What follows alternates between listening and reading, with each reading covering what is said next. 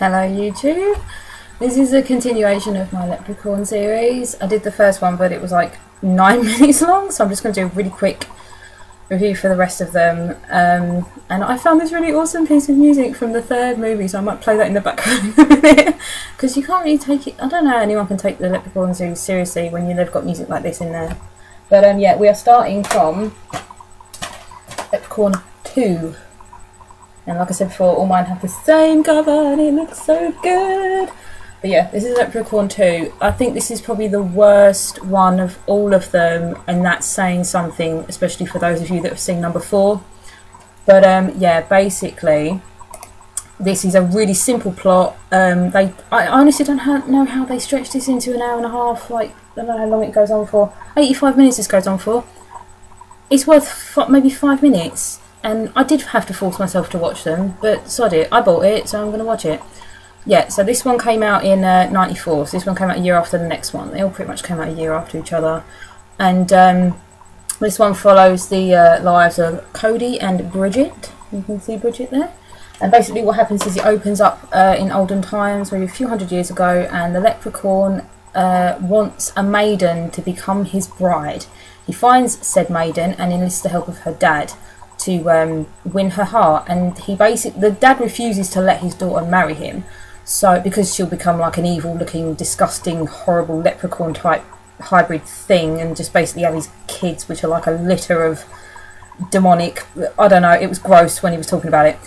But basically, so he puts a spell on her and the whole bloodline, that if she was to sneeze 3 times, then she will automatically fall in love with him and go off with him and be his forever. But if someone were to say God bless you before she sneezed for the 3rd time, then it cancels out the whole spell. Who the hell thought that up? I don't get it. That's such a stupid... I don't know. Anyway, yeah, so that happens in the first 10 minutes. It cuts to present day, which is like 94, obviously, 93. So it cuts to the present day, and lo and behold, there is an identical looking maiden in the bloodline. We've gone hundreds of years down the line and she looks exactly like the other one. The leprechaun comes back.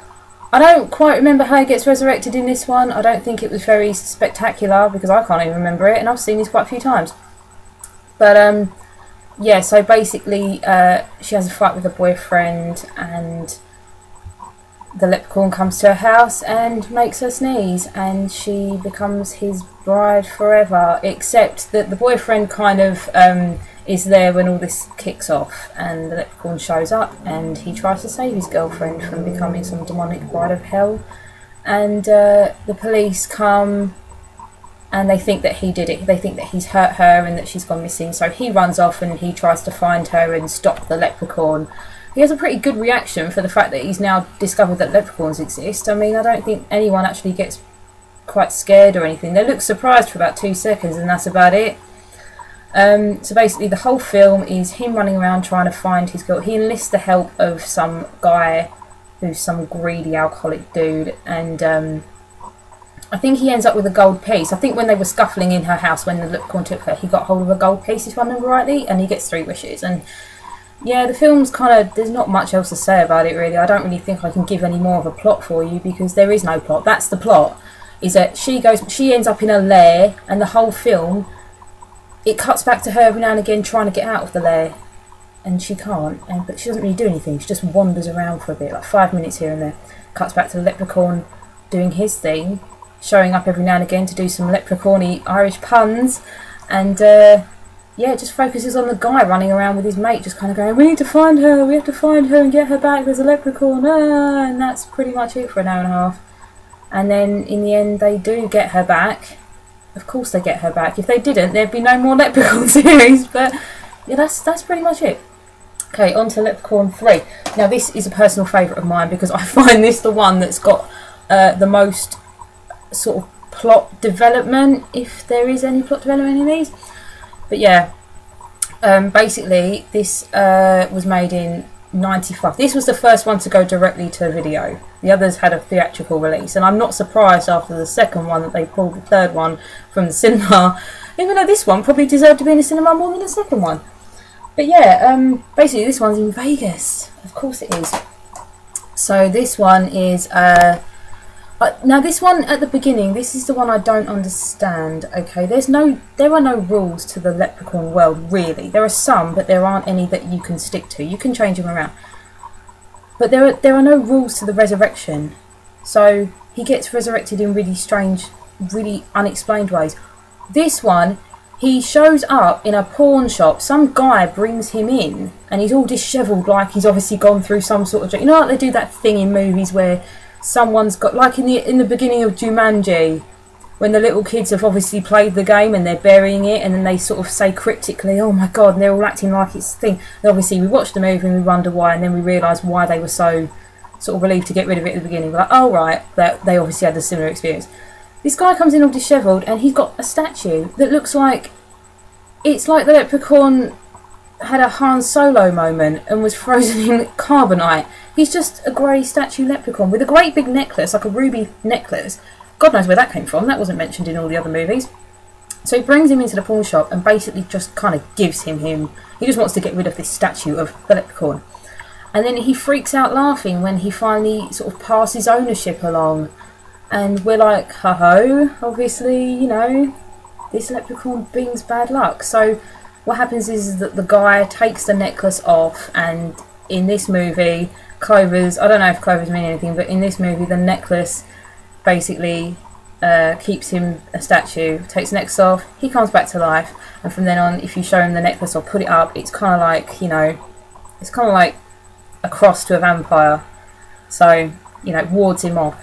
But it takes the main guy like an hour of the movie to figure that out, even though whenever the necklace is around the Leprechaun, he freaks out near it, and he still doesn't really... I'm like, I actually screamed at the movie going, pick the fucking necklace up and put it in front of his face. Do you not see the reaction that's happening? Anyway, so yeah, basically the movie, this one's quite a good movie. It's Scott and Tammy, and Scott is just a kid. He's like, I think he's like 19. He's on his way through Vegas, and he wants to win some money and get some life experience on his way there, and he meets Tammy, and I think her car breaks down or something like that. She has to get to work. So he gives her a ride to work, and she works in a casino. He basically says, look, I'll give you a ride to work. How about you let me go in the casino just for a bit? I won't gamble. I just want to have a look around. And she believes him because she's stupid, and he goes in there and he gambles all of his money away. All of his like college money, I think it is. All of it. There's like thousands, and he gambles it all away. So she tries to help him get it back. And along the way, I don't actually really remember when they meet the Leprechaun. I think he falls for Tammy. I think he wants Tammy, if I remember rightly. But he comes across one of the gold coins, and obviously the Leprechaun wants his gold coin back, as he does. So there's a bit of a scuffle in the hotel room, and he ends up biting or scratching Scott. So this is the first time this has happened, and I think this is the only time this happens in the whole series, is that Scott then becomes sort of infected with leprechaun-itis and starts becoming a leprechaun. So throughout the whole movie, when they're trying to destroy the leprechaun, which is pretty much all that happens, yeah, he starts talking in an Irish accent, and it's a really bad one, and then he gets like really funky ear rolls and like bushy eyebrows and ends up with some sort of leprechaun powers, and it's really stupid.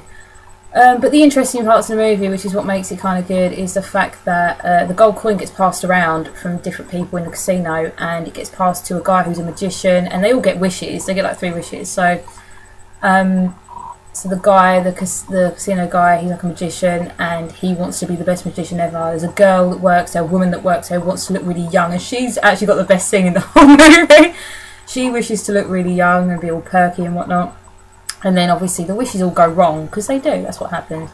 And then she looks all lovely, but then her lips go like this. And then her bum goes out as well, and so do her boobs. She ends up exploding. It's such an awesome scene. You know what, if you don't want to watch the movie, just go on YouTube and watch that scene, because it's brilliant. But the showdown at the end with the semi-Irish leprechaun guy and the actual leprechaun is pretty funny as well. So I totally recommend this movie, and I'm going to end this review here because it's coming up to the 10-minute mark. I will do a separate review for numbers 4 and 5. They're really nothing much. They're not really worth talking about too much, but I don't really want this to be a massively long review. So I'll let you know. Maybe I'll talk about them now. You know what I'm going to talk about now, because I reckon I can fit in like a minute or two. Hey, really quickly. Leprechaun 4 in space and 5 in the hood. In the hood, but I swear it's called in the hood on Wikipedia and stuff. The 4th one, he's in space. They also don't explain anything at the beginning. He just shows up with some princess called Zarina from the planet Dominia. Basically, he's got a plot to kidnap her, marry her, and then kill her father so he can become king of her whole planet.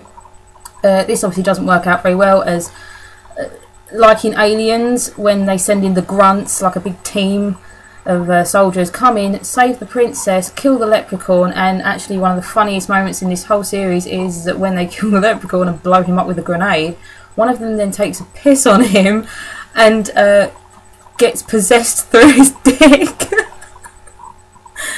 And I was like, wow, that was, I wonder what they were thinking of when they thought that up in the writing process. But yeah, so he gets possessed through his dick and then goes back and obviously takes the possession back on board with him. He then proceeds to have sex with one of the other grunts, and the leprechaun reincarnates himself out of him. Any guys that are watching, you should be crossing your legs right now, because it's really bad.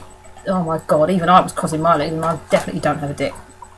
But yeah, he just comes back out like that. What an awesome reincarnation. I think that's probably right up there on the list of anyone who gets reincarnated in the movies. Even when Jason Voorhees gets reincarnated through his sister in The Final Friday, I think it is. Or Jason Goes to Hell, that's what it is, yeah.